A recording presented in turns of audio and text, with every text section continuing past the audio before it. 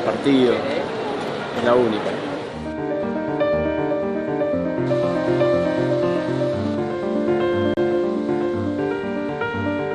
Me parece una mujer increíble, admirable en todos los sentidos, o sea, al margen de lo político, me parece una mujer increíble y me parece maravilloso que podamos compartir, que pueda compartir su experiencia con nosotros.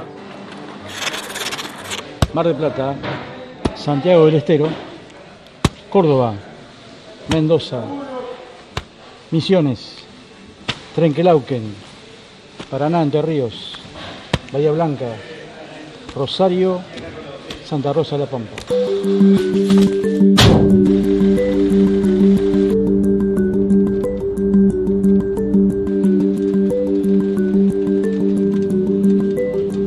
Dicen que hasta se puede escuchar la voz de ella cuando uno lo lee.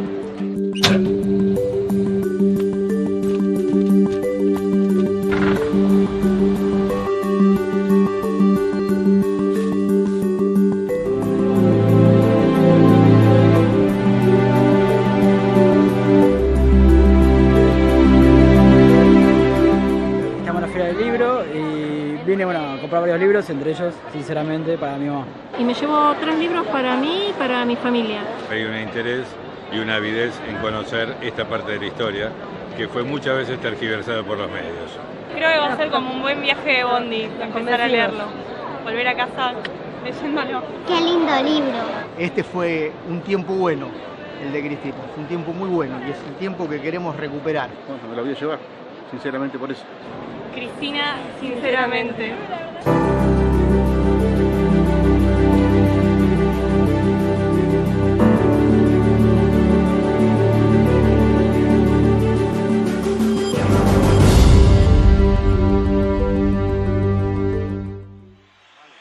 Buenas tardes a todos y a todas. Estamos muy felices de encontrarnos aquí para la presentación del libro Sinceramente, de la doctora Cristina Fernández de Kirchner. Esta presentación se hace con el auspicio conjunto de la Biblioteca de la Cámara de Diputados de la provincia de Santa Cruz y la editorial Penguin Random House Sudamericana, empresa editora del libro. Queremos agradecer la presencia de autoridades nacionales, provinciales y municipales, de investigadores, educadores, académicos, trabajadores, estudiantes, representantes de la cultura, de los medios de comunicación y muy especialmente a los organismos de derechos humanos y a los excombatientes de Malvinas que hoy nos acompañan.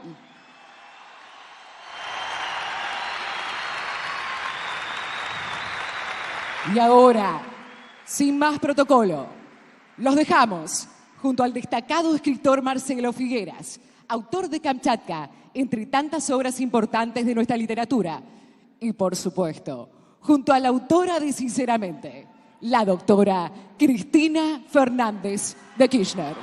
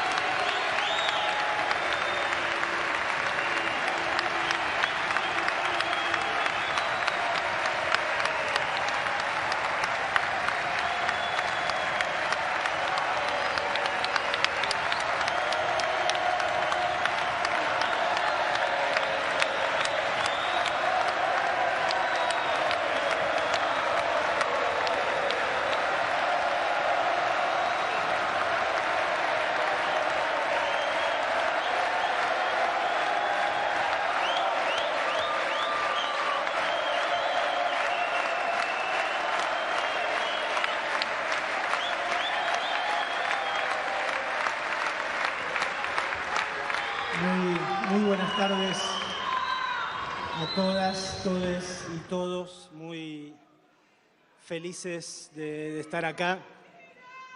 Yo particularmente muy feliz de que me sigas eligiendo para acompañarte a presentar el libro. Y particularmente... Más fuerte. Particularmente emocionado por estar en este lugar donde donde sé que resonó la voz de Néstor.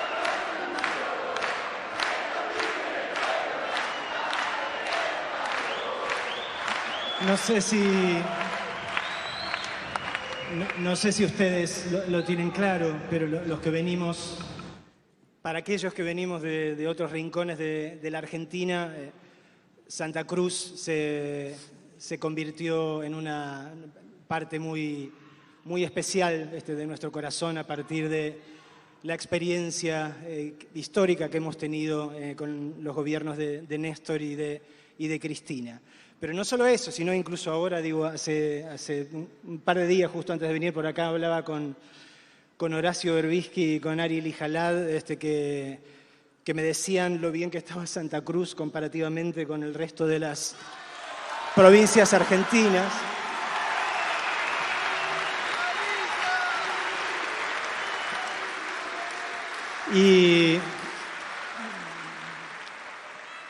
Y antes de venir para acá estaba editando el artículo,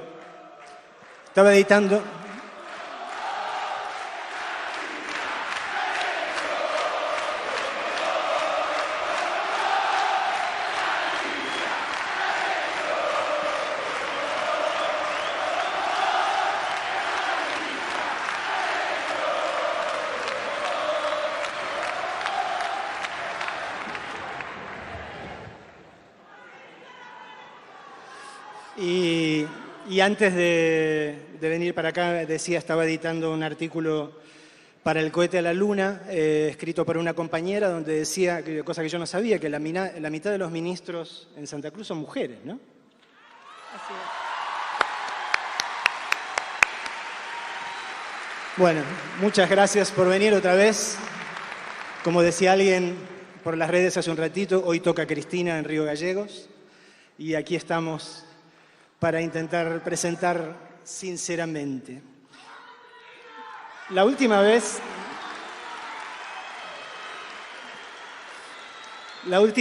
que presentaste el libro, que fue en Chaco, ahí hiciste este comentario sobre la campaña publicitaria del Banco Galicia y estas publicidades tan conocidas de la parejita, que siempre se cuenta cosas, y ahí decías, digo, cómo cambió la cuestión de otros tiempos en la que programaban viajes y pilcha y qué sé yo, y ahora que con suerte tenían que arreglar goteras, en el mejor de los casos.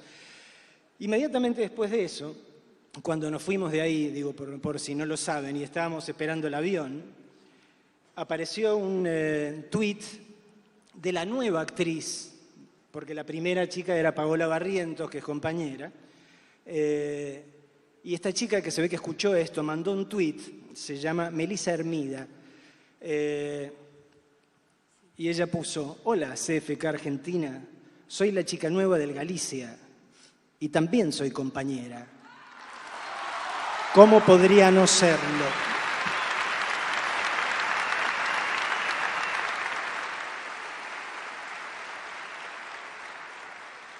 Esto que en realidad era un gesto lindo, alguien que estaba diciendo, che, yo también soy compañera, no estaba expresando nada más que eso, fue objeto inmediatamente de una avalancha de mensajes espantosos que uno atribuye a trolls, pagos o no, castigándola simplemente por el hecho de haber dicho que ella era compañera también, ¿no?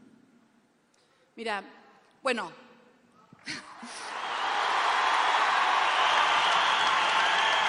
Buenas tardes.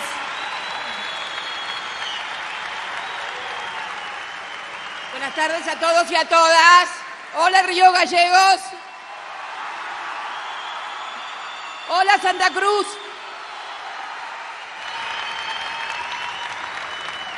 Bueno, Bueno, lo que cuenta Marcelo es muy fuerte, porque en realidad fue en Chaco. A mí se me ocurrió analizar la diferencia de publicidades del Banco Galicia, de cuando estábamos nosotros en el gobierno, que promocionaban que viajes, que autos, que cosas, y ahora promocionan créditos para las goteras, adelanto de sueldo. Son adelantos de sueldo. Adelantos de sueldo. ¿Se dan cuenta ustedes que de préstamos para que viajes al exterior, ahora los planes de financiamiento de los bancos son adelantos de sueldo porque no llegás a fin de mes? Bueno, esta es la diferencia terrible entre aquella época y esta que estamos viviendo hoy. Entonces, yo recordé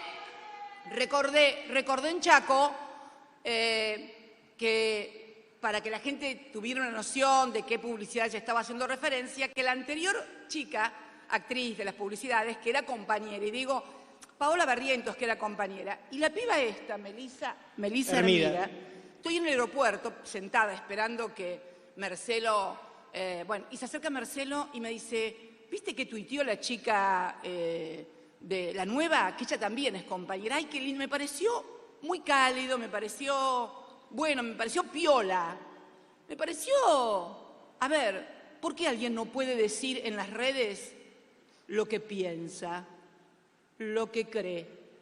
Bueno, a partir de esto, pero fue instantáneo, se lanzaron sobre la cuenta de la chica trolls, obviamente los trolls del gobierno, pagado por todos los argentinos, ¿no? Porque vamos a ver, con un grado de violencia que la piba bajó el tuit. Claro, porque a la gente no le gusta el grado de violencia, que lo insulten, que lo agravien, pero con todo eso, eso fue un disparo. ¿Cuándo fue que estuvimos en Chaco? Hace un par de semanas, ¿no? ¿Hace? Un par de semanas. Hace un par de semanas. Pero me parece que eso fue premonitorio de lo que se vino después. Que un grado de agresión, de campañas, dos cosas, campaña sucia y muy violenta también, por parte del gobierno y del oficialismo. A mí, pues es que eso me tiene preocupada porque las campañas sucias tienen como características cuando no tenés propuestas, ¿no? O cuando mentiste mucho y tenés entonces que ocultar lo que mentiste.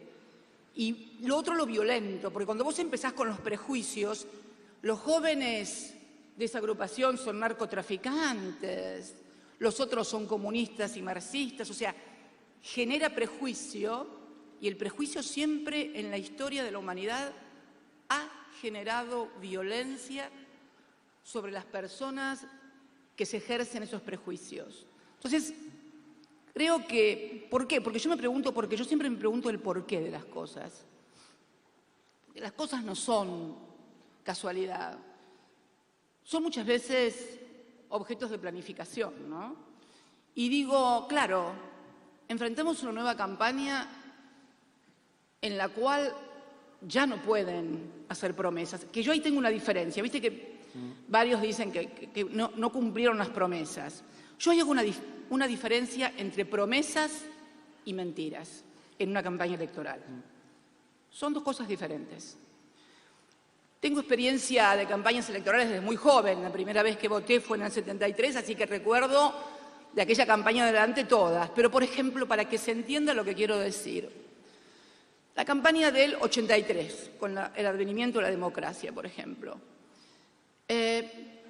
Hubo promesas que no pudieron cumplirse, pero no eran mentiras. A ver, cuando Alfonsín, por ejemplo, decía, con la democracia se come, se cura, cuando decía, por ejemplo, que iban a levantar las persianas de las fábricas, porque estaban caídas, y la verdad que lo intentaron hacer. Si uno recuerda históricamente la primera etapa del gobierno de Alfonsín con Bernardo Grispun en el Ministerio de Economía y demás, la verdad que intentaron. Bueno, eso es una promesa, ¿ves? Intentar algo y que no te salga después o por factores externos, pero mentira es otra cosa. Porque en realidad aquel gobierno intentó hacer las cosas de otra manera y no le salieron. No importa por qué, pero no le salieron. Pero acá, si vos te acordás de la... Estoy media resfriada. Si te acordás, como corresponde en Patagonia.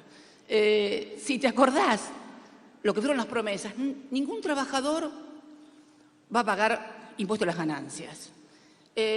Los jubilados van a tener todos los remedios que quieran. Nadie va a perder nada de lo que tiene. Solamente vamos a cambiar lo que está mal y vamos a dejar lo que está bien.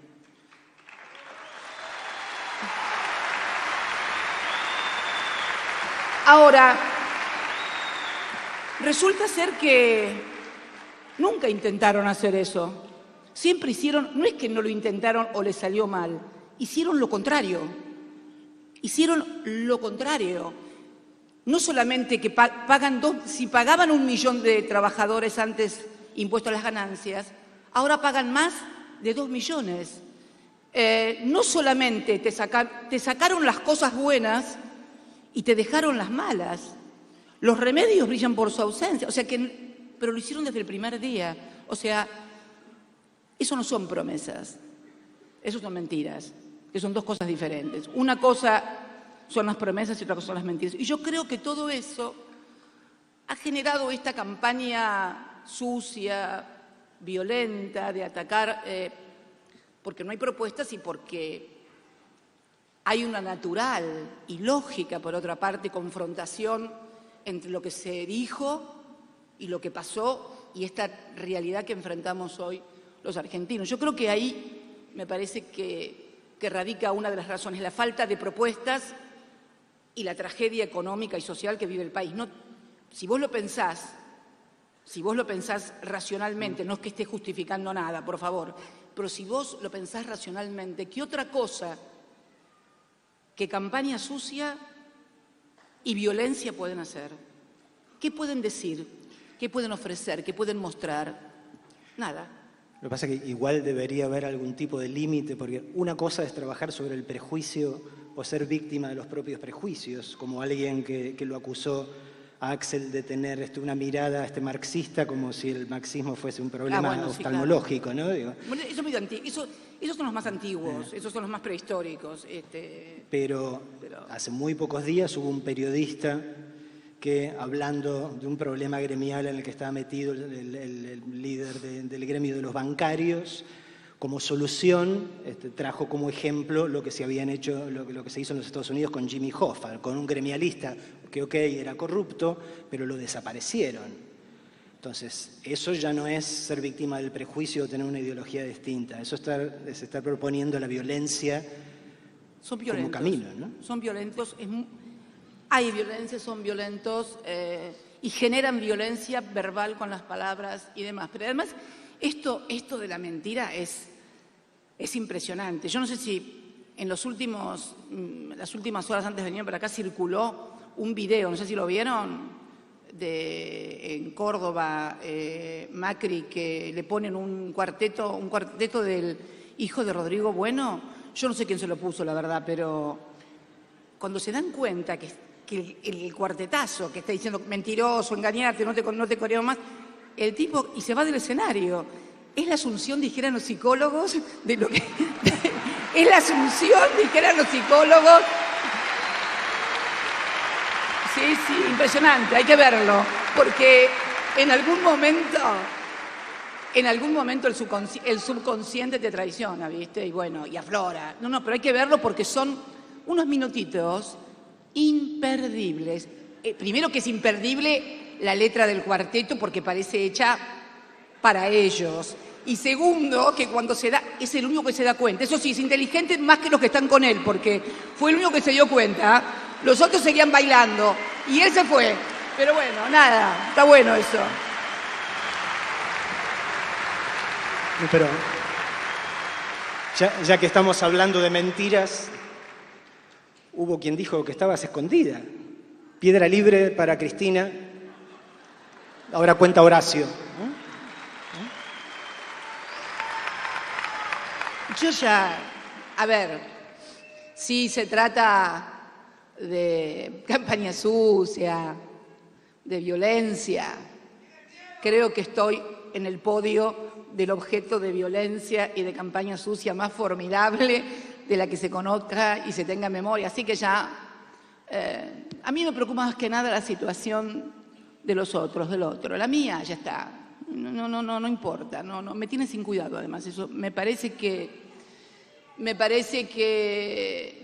en un país donde 8 personas mueren de frío, donde 7.000 personas viven en la calle, donde hemos visto en Buenos Aires, donde hemos visto bebés y niños en las veredas con temperaturas terribles. Lo mío es anecdótico, lo nuestro es anecdótico. A mí lo que me interesa es eso es lo que hay que cambiar en serio de vuelta.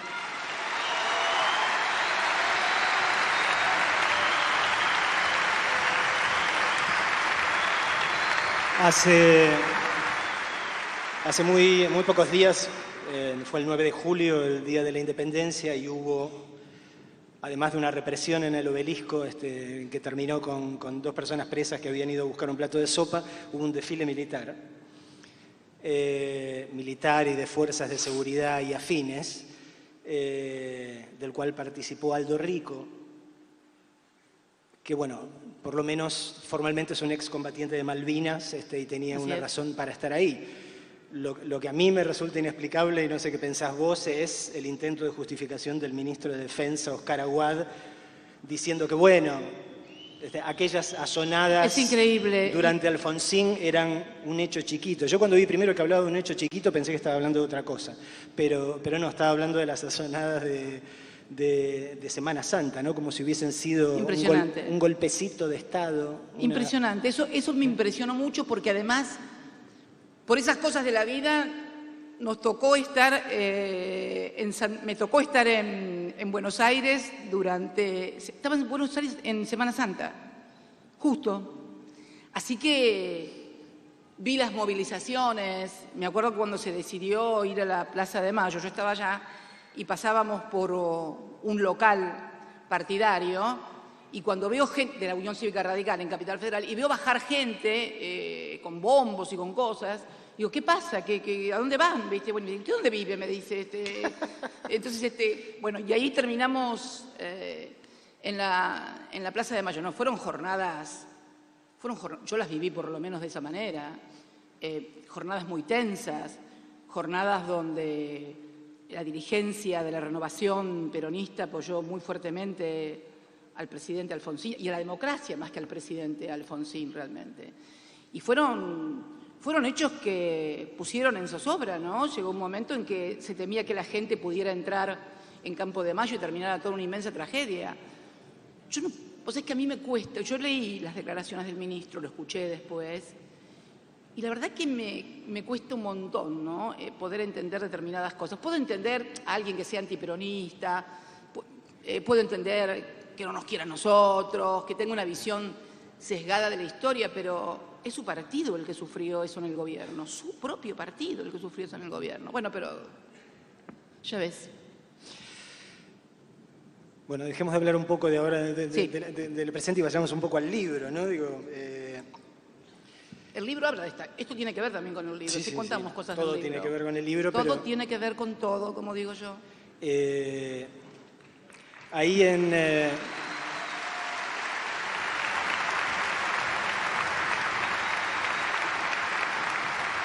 general,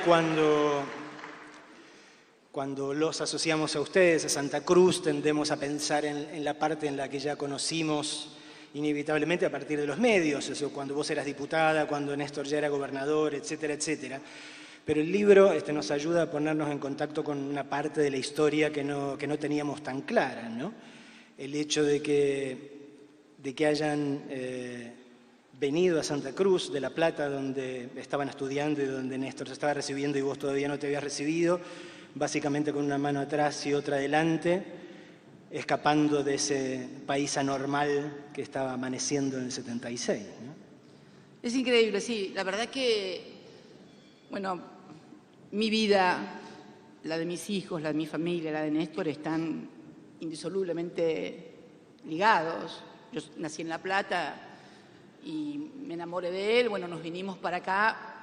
Sí, la situación en aquellos días era irrespirable.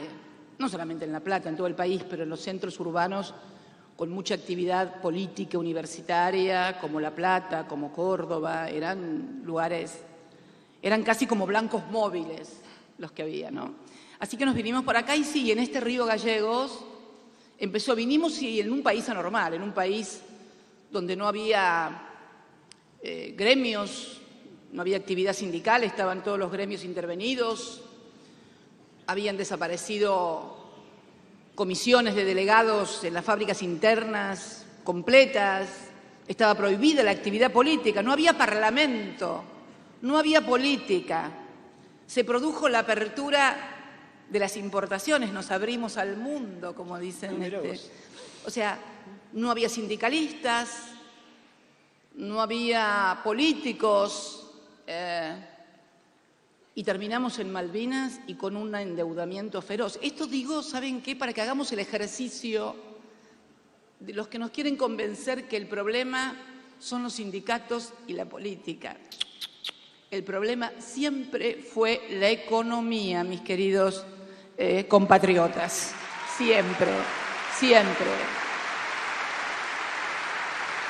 Y ahora, es cierto, y vinimos aquí en medio de una situación grave. Bueno, habíamos estado presos antes del golpe con Néstor acá, con otro compañero, querido compañero que no está más, Cacho, que quiero recordarlo porque es un viejo compañero.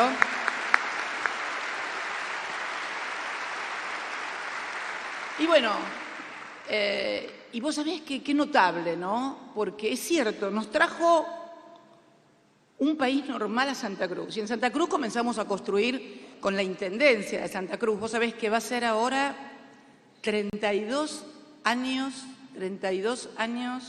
este 10 de diciembre, que Néstor asumió como intendente de esta ciudad de Río Gallegos.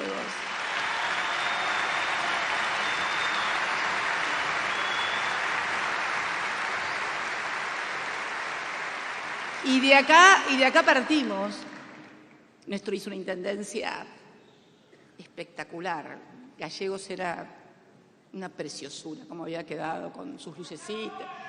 Bueno, como sus lucecitas y sus rotondas, la rotonda de Barc. Vos sabés que de la municipalidad hicimos la rotonda de Barc, la rotonda original esta que todavía es la distribuidora donde está el monumento a Malvinas. Hicimos el monumento, creo que el monumento a Malvinas que hizo Néstor como intendente en Río Gallegos debe haber sido el segundo o tercero de todo el país, porque Malvinas estaba oculta, no la querían mostrar. Y ahora tampoco. Y ese monumento hermoso que hay acá con la llama votiva, que fue objeto de concurso, hicimos un concurso para que compitieran artistas para el diseño y bueno, y está ese hermoso monumento. Recuerdo todo eso con mucho cariño, con mucha labor artesanal. Néstor era obsesivo en la municipalidad. Todos los días después de comer salía en el auto enfermamente, yo acompañándolo además, ¿viste? Así que éramos dos enfermos en todo caso, a recorrer la ciudad para ver dónde había un foco roto, dónde había un problema, y después lo llamaba al secretario de Obras Públicas y lo volvía loco. Y era una cosa muy de poder ver lo que uno hacía y disfrutarlo. Me acuerdo que cuando hicimos la rotonda, la primera rotonda, porque cuando vos llegabas, en la ruta 3 llegaba a la ciudad y había un semáforo que tenías que estar 82.000 horas para que te habilitara, para que ingresaras a la avenida principal, a San Martín, porque por esa misma avenida te ibas para Tierra del Fuego después, para el cruce del estrecho. Y entonces había que solucionar hacer una rotonda. Hicimos esa rotonda y el miedo nuestro era, ¿será buena la rotonda? ¿No se matarán porque hicimos las cosas mal? ¿La habrán proyectado bien? Así que yo todas las noches con Máximo chiquito salía a dar vueltas con el Peugeot, tenía un Peugeot 504, a dar vuelta por la rotonda. Fue impresionante. Y bueno, y esa esa obra impresionante que él hizo como intendente lo catapultó después a las 3 gobernaciones que transformaron literalmente a la provincia de Santa Cruz. Aeropuerto de Calafate, Puerto de Aguas Profundas de Caleta Olivia.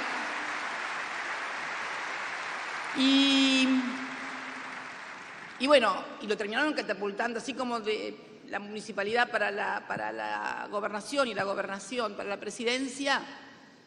Y ahora que lo pienso, vos me decías que un país anormal, que era el de la dictadura, donde no funcionaban las cosas, nos trajo para acá.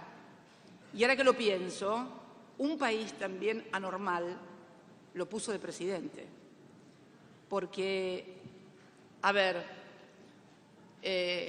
aquel país del 2001 era un país dado vuelta.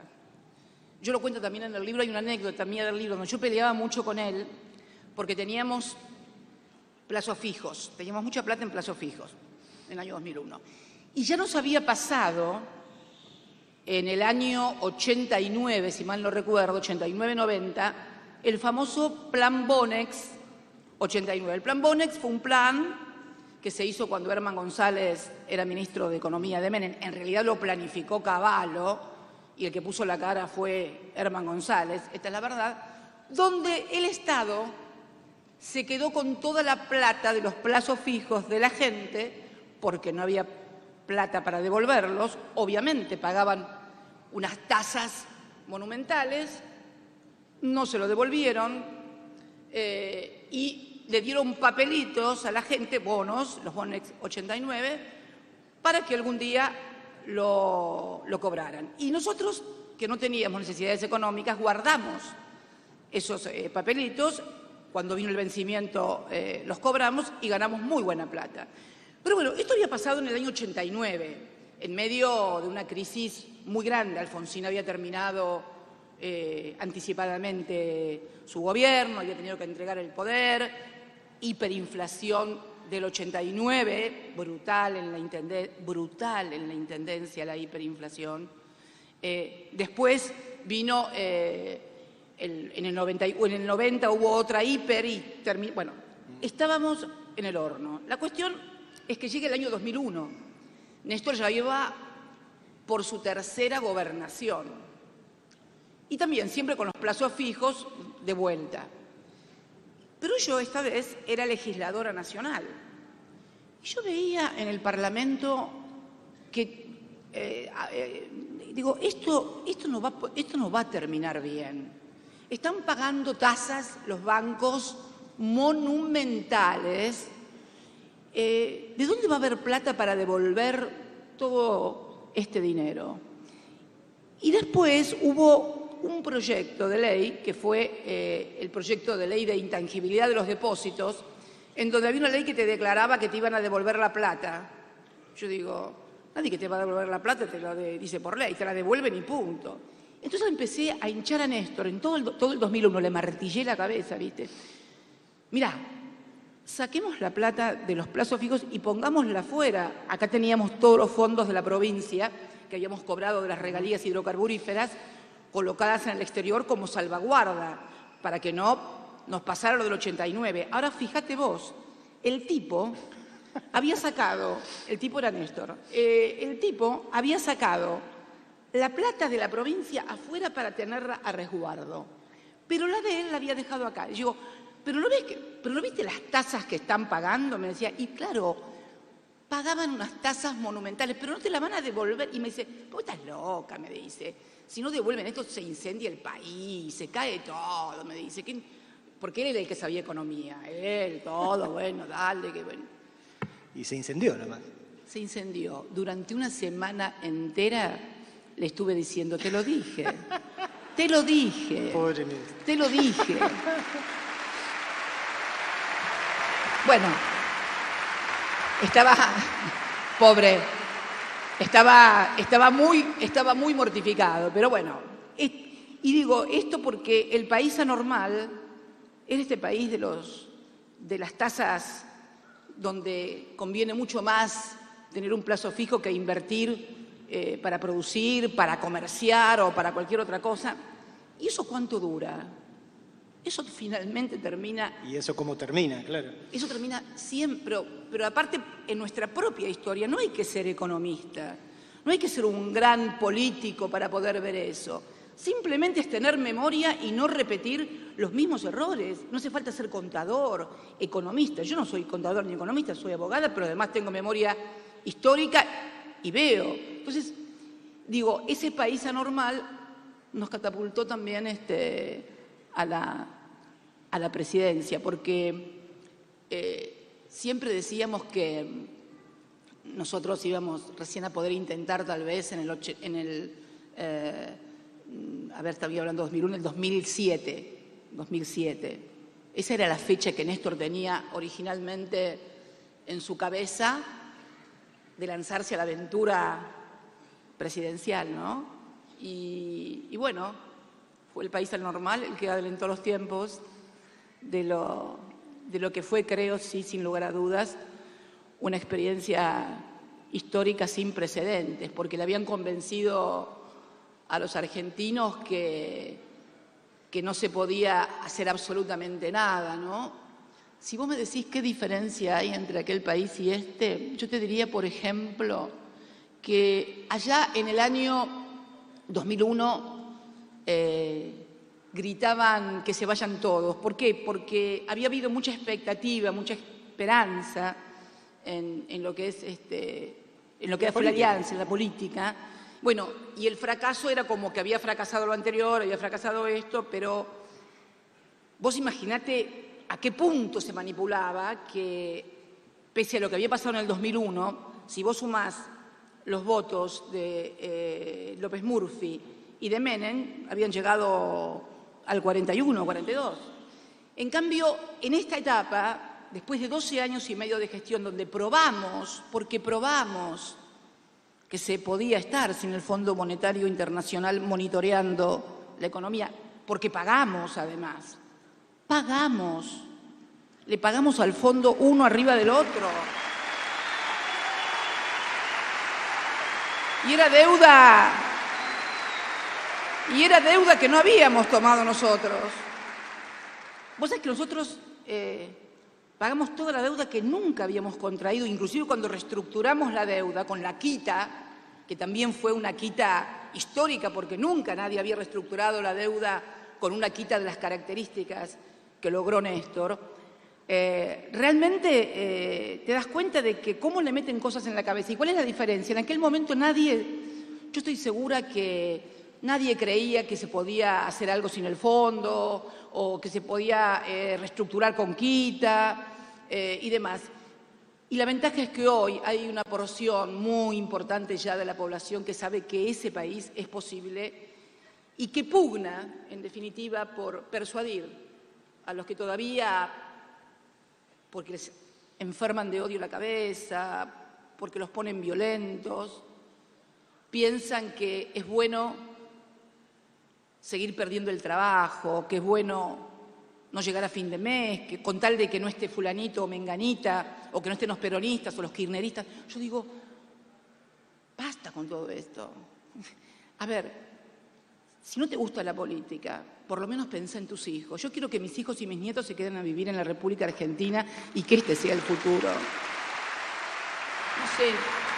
No sé, seguí siendo antiperonista si querés, pero que los pibes tuyos y tus nietos se puedan quedar a vivir acá, en tu país, en su patria. Me parece, digo, ¿no? Yo creo que cualquier ciudadano o ciudadana de buena voluntad, más allá de lo que sea su pensamiento político, tendría que admitir que en diciembre de 2015, cuando vos dejaste de ser presidenta, lo que había era un país normal.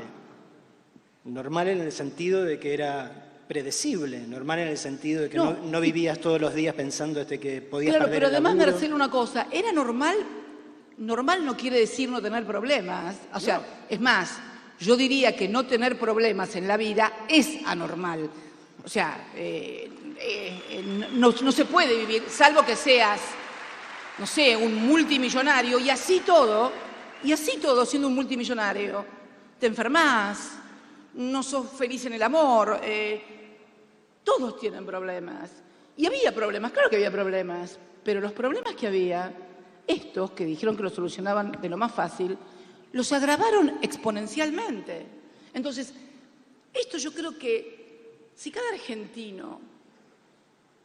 argentina pudiera hacer este ejercicio y despojarse de cualquier acto de violencia o de prejuicio, me parece que las cosas serían más fáciles para todos y para todas.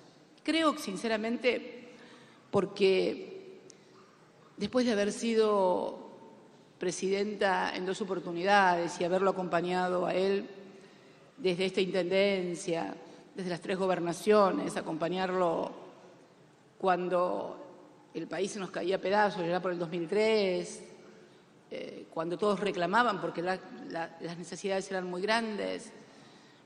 Yo creo que he visto tanto, he escuchado tanto, que me gustaría contribuir fundamentalmente a que los argentinos pudieran emprender de una vez y para siempre la construcción de un país y de una sociedad diferente. A mí me parece que nos lo merecemos. Nos lo merecemos.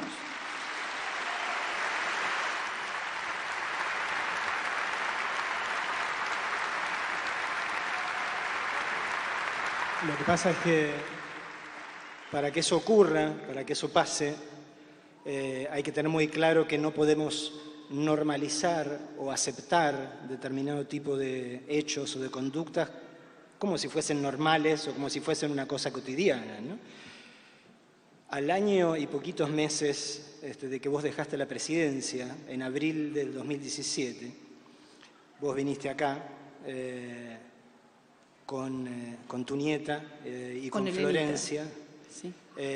Y fuiste a cenar a la residencia donde estaba Alicia, y ahí pasó algo que me gustaría que lo recordases, porque yo creo que esta es una de estas cosas que no podemos dejar en el olvido y no podemos dejar de refrescarnos todo el tiempo, ¿no? Porque si hubiese pasado algo similar con Barack Obama después de que dejó el gobierno, o con Sarkozy después de que dejó el gobierno, hubiese estado en las primeras planas de todos los medios del mundo, ¿no? ¿Qué fue lo que pasó esa noche? Fue abril 2017. Yo vine, como siempre, a Santa Cruz y me traje a la nena y a Florencia y a Elenita, a mi hija y a mi nieta, a las 3. Y bueno, como siempre, cuando estoy en Santa Cruz, casi siempre ceno o almuerzo con Alicia. Y entré con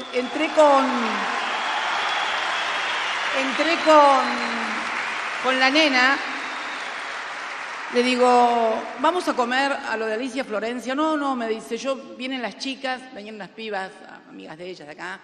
Yo me quedo a esperar con las chicas, anda vos con Elenita, porque así la ve a Elenita, qué sé yo. Y ya fuimos con Elenita, la niñera, yo, a la casa de Alicia. Como siempre, entramos por el portón de la residencia, acá la residencia de gobierno está frente a la casa de gobierno y a la jefatura de policía. Y bueno, no habrían pasado 15 o 20 minutos de que entramos que se empezó a caer movilización, candombe, mucho candombe. Yo digo candombe. Hay que decirlo de algún modo porque de algún modo hay que decirlo. Pero con mucha violencia, con palos, encapuchados, con la presencia de medios de comunicación de Buenos Aires. A 3.000 kilómetros de distancia estaban justo ese día. Y después empezó a correr por las redes, a circular un tuit de un dirigente opositor, no importa quién, ni silbemos ni nada. Un dirigente opositor que dice, hay que quemar la residencia con Cristina adentro. Claro, porque, a ver, acá desde que la oposición no pudo ganar la gobernación, hubo un claro intento de desestabilización de que el gobierno no terminara. Esto es la verdad. Y no estoy adjetivando, no estoy diciendo que si eran buenos, que si eran malos, estoy describiendo simplemente que había intentos de que el gobierno no pudiera terminar de desestabilizar. ¿Te imaginas? Si querían terminar con Alice y se encuentran conmigo adentro, era el premio mayor, la cabecita, la encontramos a ella adentro. Dios mío, eso creo que exacerbó esa violencia, esa cosa de intolerancia, y literalmente atacaron la residencia para entrar. Adentro estábamos Alicia, yo, Elenita, la nena, que cuando sintió los bombos, Elenita, porque cuando Elenita siente los bombos, baila y hace con los deditos así. Está acostumbrada a otros claro. bombos. Bueno, a mí la verdad que lo que me desesperaba cuando intentaron entrar fue la nena. La agarramos a la nena y a la niñera y las metimos en una habitación que era donde dormía Florencia cuando era chiquitita, las encerramos. Había 2 señoras, que son la cocinera y la otra señora que están ahí adentro. Éramos 5 mujeres adentro de la residencia. Y hubo un intento de asalto, de forzar la puerta, tuvimos que armar barricadas. Bueno, lo que todos vieron en un videíto que yo subí al otro día, porque el relato oficial en los medios de comunicación nacionales era una pueblada contra Cristina y Alicia. Esto fue el titular. Al otro día, cuando mostramos lo que había sido piedras, rotura de vidrios, excremento tirado... No. En serio, fue muy heavy. Fue heavy, en serio. Fue heavy, en serio. Si esto hubiera sucedido, vos hablás de Barack Obama o de Sarkozy, yo hablo de que si esto hubiera sucedido en cualquier provincia que no fuera opositora, hubiera pasado yo presidenta en la casa de un gobernador de la oposición, o no de la oposición tampoco, poner que hubiera pasado en Córdoba, digo, por ejemplo, sin alusiones de ninguna naturaleza. Impresionante, me hubieran acusado de cualquier cosa. Sin embargo, este era el discurso, hasta que cuando mostré lo que había pasado, recién a eso de las 2, 3 de la tarde, después de que ya había tomado estado público, que se había tratado de un intento de ocupamiento, de violación de domicilio, de agresiones físicas y demás, bueno, ahí, de Presidencia de la Nación, sacaron un tuit repudiando la violencia, pero eso es fomentado desde algún lado. Porque, a ver, nosotros gobernamos 12 años y medio la Argentina. 12 años y medio. En medio de feroces luchas opositoras y de oposiciones y de luchas opositoras donde se deben dar. En el Parlamento, votando, el que no está de acuerdo no vota y el que está de acuerdo vota. De eso se trata la democracia. De eso se trata lo que tenemos que hacer los argentinos. Pero no convertir al país en escenas de violencia física y muy fuerte. Me parece que bueno, que yo creo que es necesario que todos reflexionemos, ¿no? Fuertemente. Pero aquel episodio fue un episodio muy feo. La verdad que no se lo deseo a nadie. Terminó a eso de las 5 de la mañana. La lluvia de pedradas sobre el techo de chapa de la residencia, impresionante.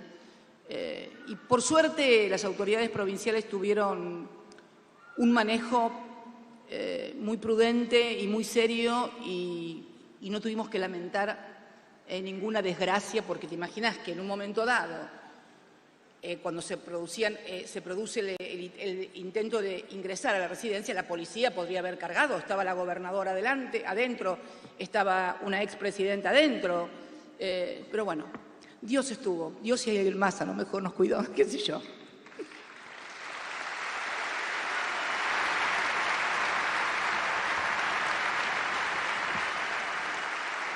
Hablando de anormalidades, digo, el 9 de julio que yo mencionaba hace un rato, además del acto oficial y además de la represión y además del desfile, fue el día en que murió Fernando de la Rúa.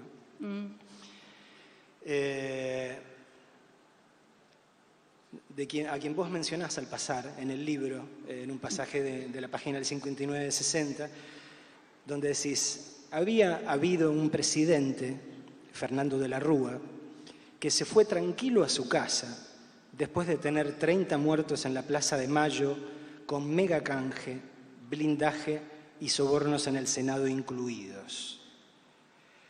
Sí, ¿por qué dije esa frase? Sí, es cierto. En la página está este es el capítulo, ¿qué capítulo es el primero? El 2, el de la calabaza.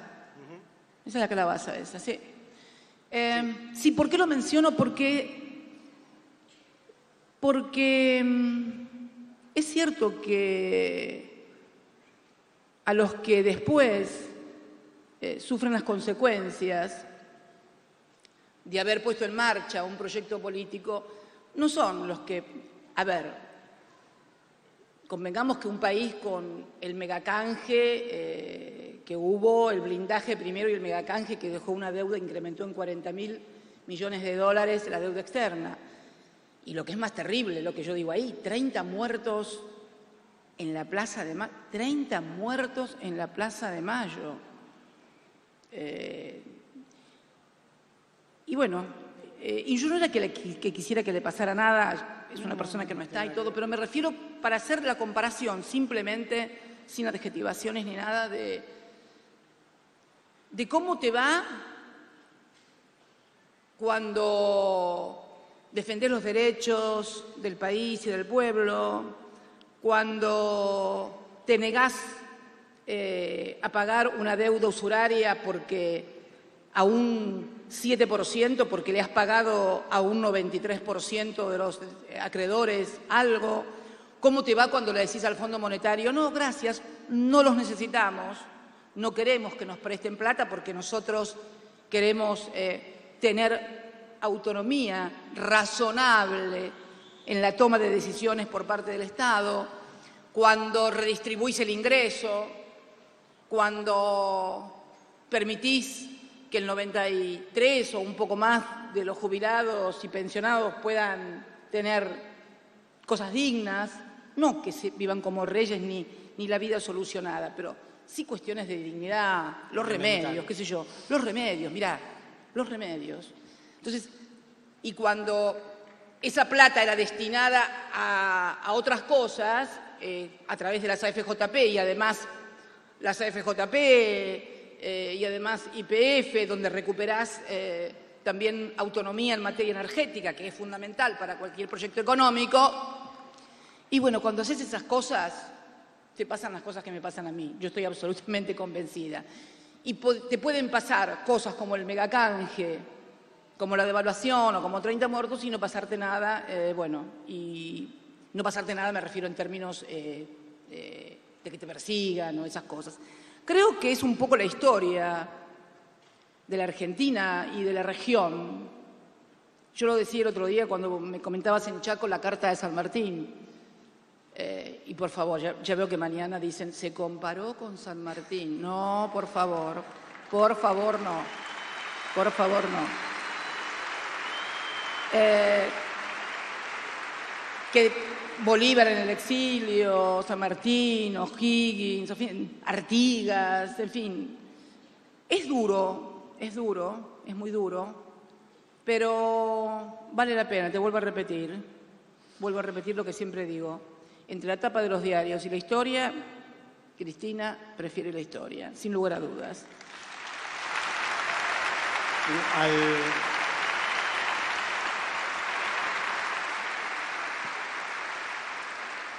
Al vernos obligados, sobre el pucho, los que somos periodistas, a reflexionar lo que había sido la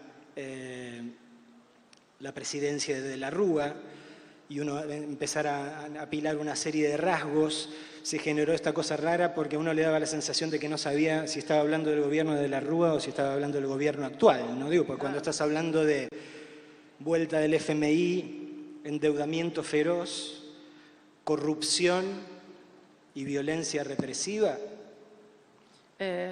Yo creo que hemos retrocedido enormemente los argentinos. Hemos retrocedido enormemente porque, y esto tiene que ver con lo de Calabaza y también, ya que me decís del primer capítulo, cuando el 9 de diciembre del 2015, en medio de aquella maravillosa plaza, nos despedimos del pueblo, la Argentina tenía algunas cosas que había comenzado a resolver. Estructuralmente, o sea, yo me acuerdo te decía hoy que siempre participé en todas las campañas políticas.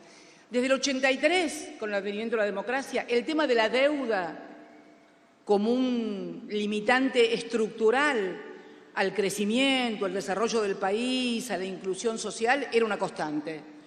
Vos veías a todo el mundo siempre contra el FMI, contra esto, contra la deuda externa. Uno decía que había que investigarla, otro que no había que pagarla, otro que había... Pero la cuestión que estaba ahí. Y la verdad que cuando el 9 de diciembre terminamos la presidencia, la tercera presidencia, la deuda externa había dejado de ser un condicionante de la Argentina. Habíamos logrado desendeudarnos. Solamente era el 13% del PBI en dólares. En total, con pesos y todo, podría ser más, 30 y pico, pero en dólares, que es lo que nosotros no producimos y que es lo que nos tiene que interesar, estábamos únicamente en un 13%. El Fondo Monetario no le debíamos nada al Fondo Monetario. ¿Alguien tiene noción de que hoy estamos debiendo 57.000? ¿Qué pasó para que en 3 años y medio de pasar de 0 pesos argentinos y argentinas al Fondo Monetario Internacional el 9 de diciembre y hoy le debemos 57.000 millones de pesos? ¿Y nos quieren convencer de que no tienen nada que ver en todo esto que pasó? Es un horror. Solo eso. Es un horror.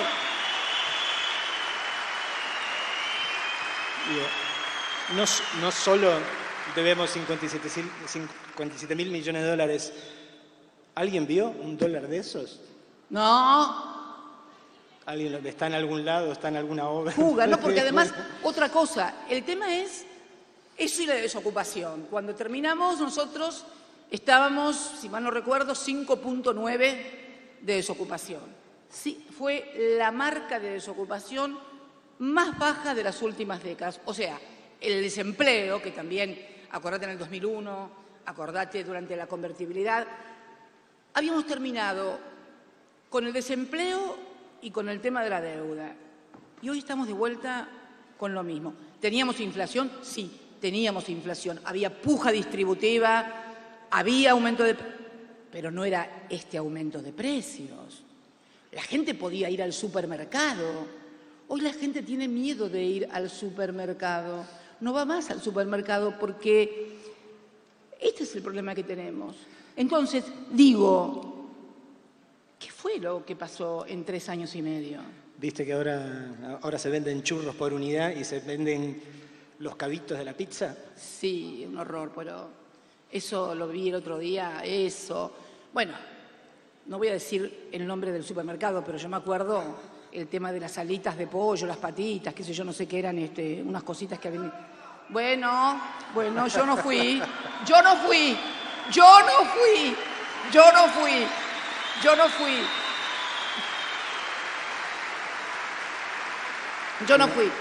Entonces, digo, tenemos que reflexionar, porque yo me parece que vamos a tener que... ¿Vos viste lo que pasó con los golpes militares? Los golpes militares, y esto es importante, lo estaba pensando el otro día, el tema de la deuda. A mí me tiene muy mal el tema de la verdad, les quiero ser sincera, como argentina, como dirigente política, como expresidenta, me tiene muy mal el tema del endeudamiento y de la deuda que han contraído. Por esto que te decía, cómo se retrocedió apenas en 3 años y medio, que además tampoco lo ves en ninguna parte. Los 150.000 millones, sí, entraron 150.000 millones de dólares en Argentina. 157.000, 160.000 millones de dólares. ¿Dónde están esos 160.000 millones de dólares que entraron a la Argentina? ¿Dónde están? Esta es la pregunta que tenemos que hacernos todos los argentinos. ¿Dónde están? ¿Y sabéis qué digo? Que me parece que, así como el tema de los golpes militares, fíjate, en el 30 lo derrocan a Irigoyen, pum, no pasa nada. Después viene el derrocamiento de Perón, pum, no pasa nada. Después viene, pum, el derrocamiento de Ilía allá por el 66, pum, no pasa nada. Yo creo que de la misma manera que hubo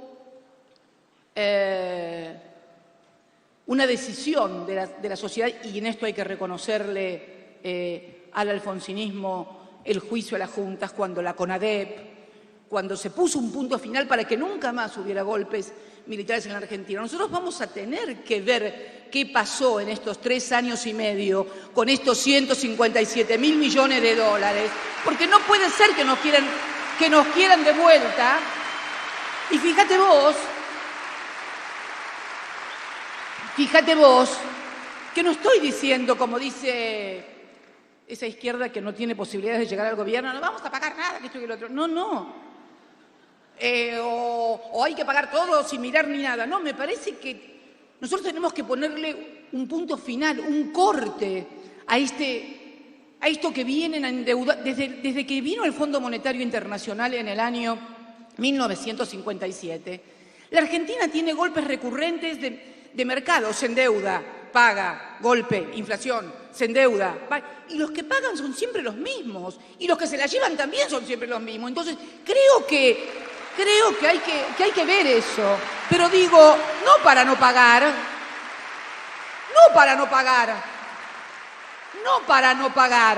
sino para ver quién tiene que pagar, que es otra cosa. Queremos saber quién tiene que pagar esta deuda. No pagar, quién tiene que pagarla. Quiero saber. Quiero que se discuta. Porque, ¿qué vamos a decirle? ¿De vuelta a los jubilados? ¿De vuelta a los trabajadores? ¿A quién se lo van a ir a pedir? ¿A los cartoneros de Juan Grabois los dólares? ¿A quiénes vamos? Muchachos, compatriotas, argentinos y argentinas, ¿de dónde van a sacar los dólares para pagar la deuda? Esto es lo que tendríamos que estar analizando y discutiendo los argentinos. Esto es lo que hay que discutir y analizar en la Argentina en serio. Con responsabilidad. Pero no puede ser. 3 años y medio. No estamos hablando de un proceso como el que, bueno, la dictadura, el golpe, vino el 83, todas las dificultades, los parlamentos, pim, pum, pam, y terminamos en el 2001. O sea, desde 2001 hasta el 76 había muchas, pero acá no estamos a esa distancia. Acá estamos al 10 de diciembre del año 2015, es ayer, todavía no pasaron 4 años. No pasaron 4 años y tenemos de vuelta al Fondo Monetario Internacional, no ya con 9.000 millones como lo que le pagó Néstor. 9.000, vos fijate, el fondo vino en el año 1957 y Néstor le pagó 9.000 millones como deuda total. ¿Cuántos años después? Casi 40 años después. Y esto le vamos a tener que pagar 57.000 millones en apenas 3 años y medio.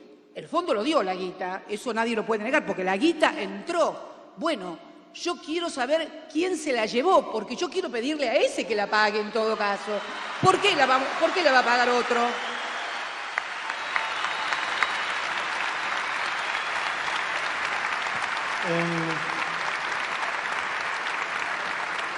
En diciembre claramente va a haber que sentarse con el FMI. ¿Qué? Pero, perdón. Más que con el FMI, también hay que sentarse, además de con el FMI, quiero ver los papelitos, porque siempre quedan papelitos de todas estas cosas. Lógico. Y registros y cositas. Bueno, por eso en fin. Quería preguntar por la experiencia que vos tenés que haber visto de cerca, digo, en el momento en que Néstor tuvo que negociar con el FMI, bueno, y Alberto estaba ahí, ¿no? Alberto, en realidad Alberto toma contacto con el FMI antes de que Néstor fuera presidente.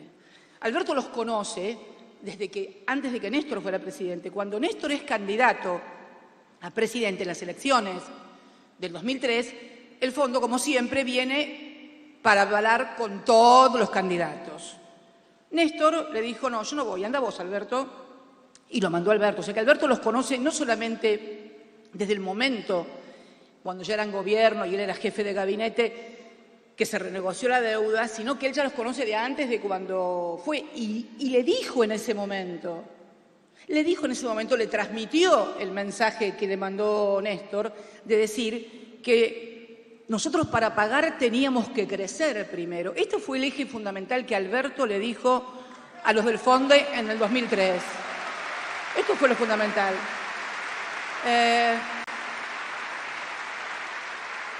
Nosotros no podemos pagar si no crecemos, porque no vamos a hacer lo mismo que se hizo siempre, pagar con la miseria y el hambre del pueblo. Esto fue lo que transmitió.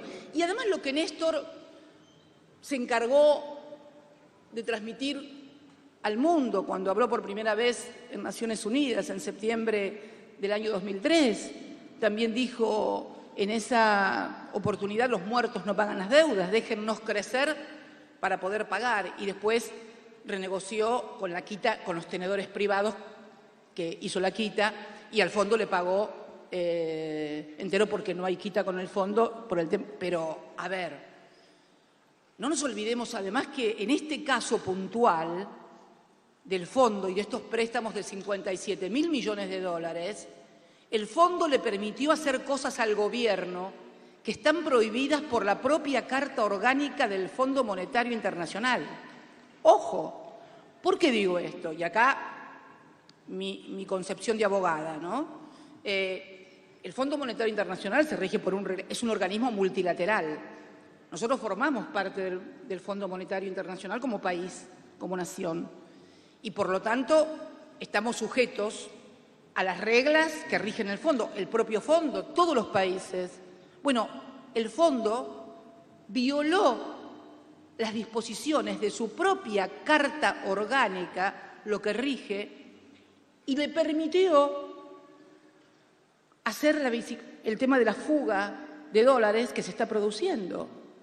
Bueno, eso también hay que verlo y mirarlo en función también de nuestra participación dentro de la comunidad internacional. No somos una republiqueta bananera, somos un país que merece ser escuchado y que está dispuesto a escuchar a todos, pero, por favor, ¿por qué tengo que aceptar que se violen las reglas y después me hagan pagar a mí las consecuencias de haberlas violado? No me parece justo. No me parece justo. No me parece justo. Y no hay que ser abogado. Me llamaba la atención, lo encontraba en el libro también, cuando vos recordás que en ese momento de la campaña que terminó llevando a Néstor a la presidencia por primera vez, buscaron una forma de plasmar cuál imaginaban que era el anhelo de la mayoría de los argentinos en esa situación, y fue entonces que concibieron un afiche que tenía por todo eslogan "un país normal". Sí, es muy lindo. Casi podríamos repetirlo ahora, ¿no? Sí, vos sabés que la idea de ese afiche fue de Alberto. Ah, mira. Sí, la idea de ese afiche fue de Alberto, de un país normal. Alberto es un profesor académico de la facultad que le gusta que se cumplan las leyes, que se respeten las normas, una sociedad organizada, y tiene su cabeza estructurada de esta manera. Entonces, él decía, no es normal lo que está pasando. No es normal que la gente pida limosnas por un trabajo y no tenga trabajo. Lo normal es que la gente tenga trabajo. Lo normal es que la gente pueda estudiar, sus hijos. Lo normal es que uno quiera vivir en su país, que no tenga que irse de su país porque no hay ninguna posibilidad. Lo normal, en definitiva, es poder también darte algún gusto, que puedas salir a comer o, no sé, irte de vacaciones.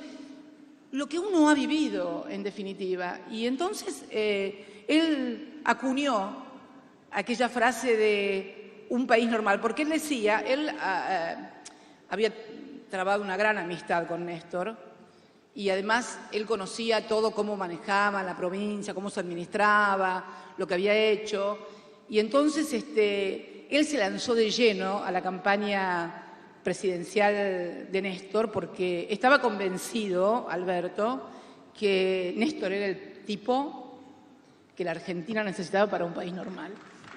Y allá fuimos.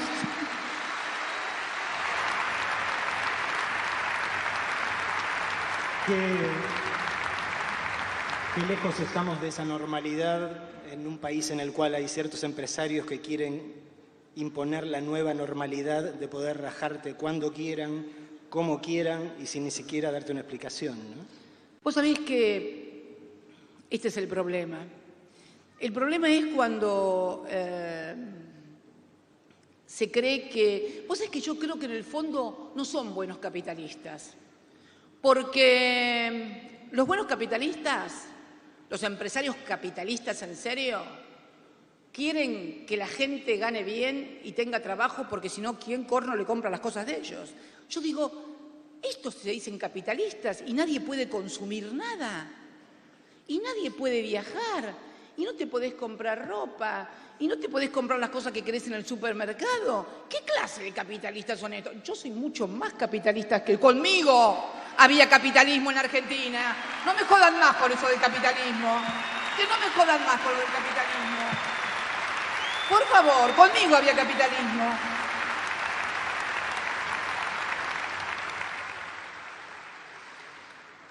Empezamos recordando el tuit de la actriz y lo que ligó pobre, qué sé yo, y hace un rato me llegó un tuit que me mandó una amiga de un chico que no sé si existe, no sé si se llama así, y hasta me da un poco de pudor difundirlo porque tengo miedo de que le caigan encima. Él se hace llamar en Twitter, perdón, porque se hace llamar así, Ferguson Pelado Puto, Bueno, y dice, a ver, quiero ver. mi viejo es un tipo simple que laburó toda su vida y terminó la secundaria de grande. Nunca lo había escuchado leer en voz alta hasta ahora, que está convidándole pasajes de Sinceramente a mi vieja, mientras toman mate y se agarran de la mano. Ayer cumplieron 40 años de casados.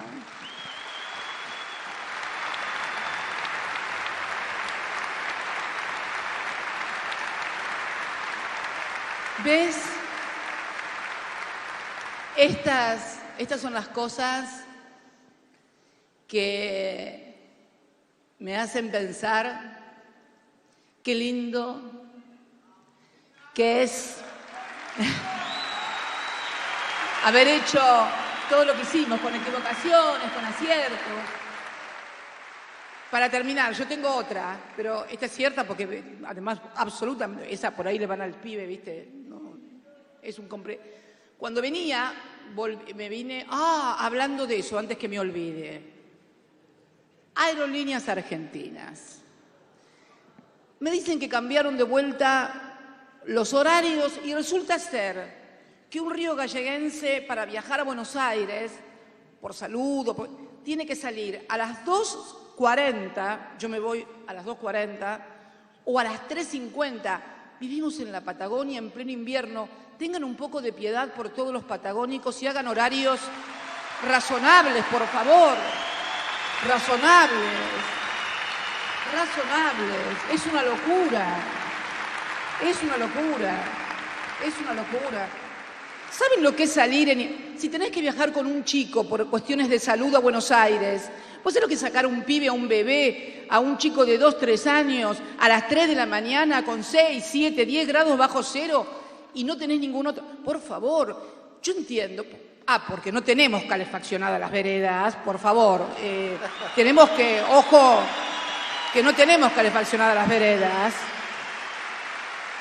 Por favor, les pido como Argentina del país profundo que piensen que hay mucha gente después de la General Paz para todos lados, para el norte, para el sur, para el oeste, en fin.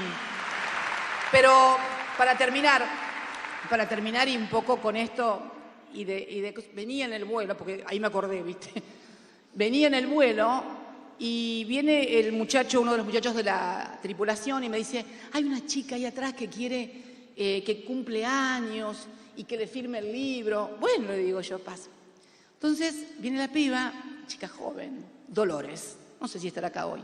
Dolores, ¿estás ahí? ¿Estás ahí? Bueno, ahí está. Dolores. Uy, guarda porque, bueno, Dolores. Dolores, y me dice... Yo pensé que Dolores era una piba de acá de Río Gallegos. Y me dice, no, yo vivo en Capital Federal, trabajo en una repartición pública, no voy a decir cuál, y viajo porque es mi cumpleaños y quiero estar en mi cumpleaños en la presentación de Sinceramente. Gracias, Dolores. Te quiero. Gracias a todos y a todas. Muchas, pero muchas gracias.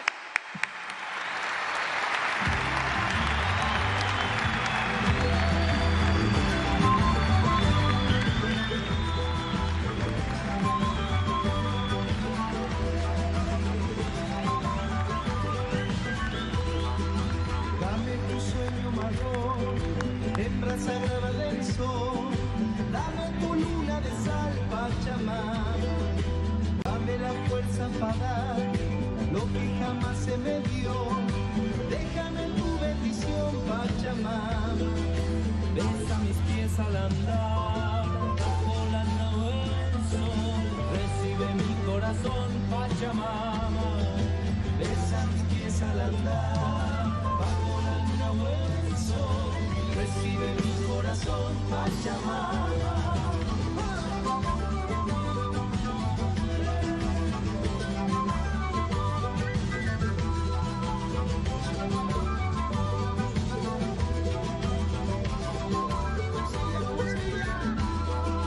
Cuando me toque partir, quiero ser fiel en tu piel, me honra lo que me das, Pachamama, en un solsticio de amor. Bajo tu piel te pondré semilla de tu bondad, Pachamama. Apenas soy lo que soy, no importa lo que vendrá, me basta con tu calor, Pachamama. Apenas soy lo que soy, no importa lo que vendrá, me basta con tu calor, Pachamama.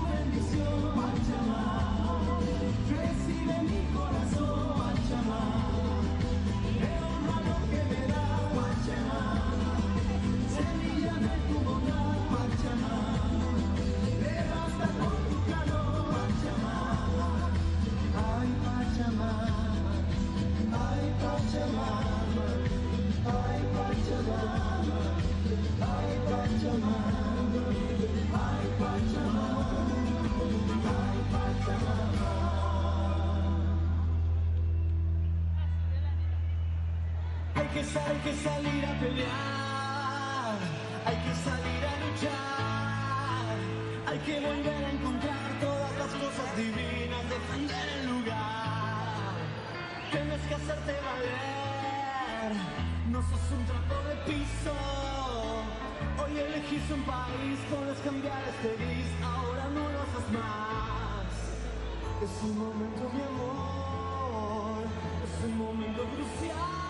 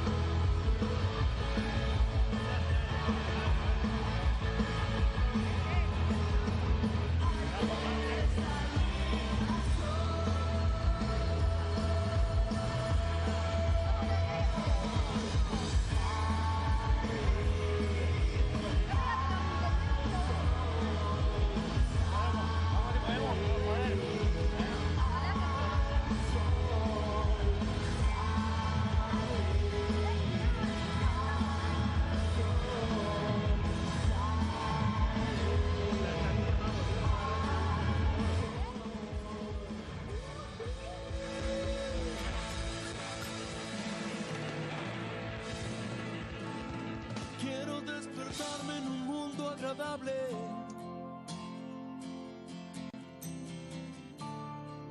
Quiero darme libertad.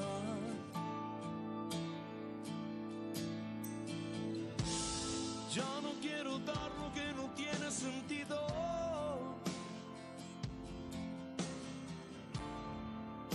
Solo quiero aquí estar. Todas las personas pueden mejorar, todos los caminos pueden ayudar. Si estás ahí, si lo deseas, este es mi sueño y el de muchos más. Esta es mi casa donde quiero estar. Calmar mi sed, viajar en paz.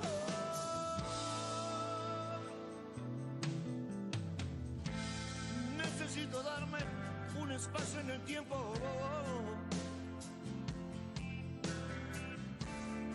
Ser muy claro al hablar. Sin informaciones que castiguen mi centro. Solo quiero alcanzar. Y todas las ideas pueden mejorar. Y todos los proyectos pueden ayudar. Si estás ahí, si lo deseas, este es mi sueño y el de muchos más. Esta es mi casa donde quiero estar. Calmar mi sed, viajar.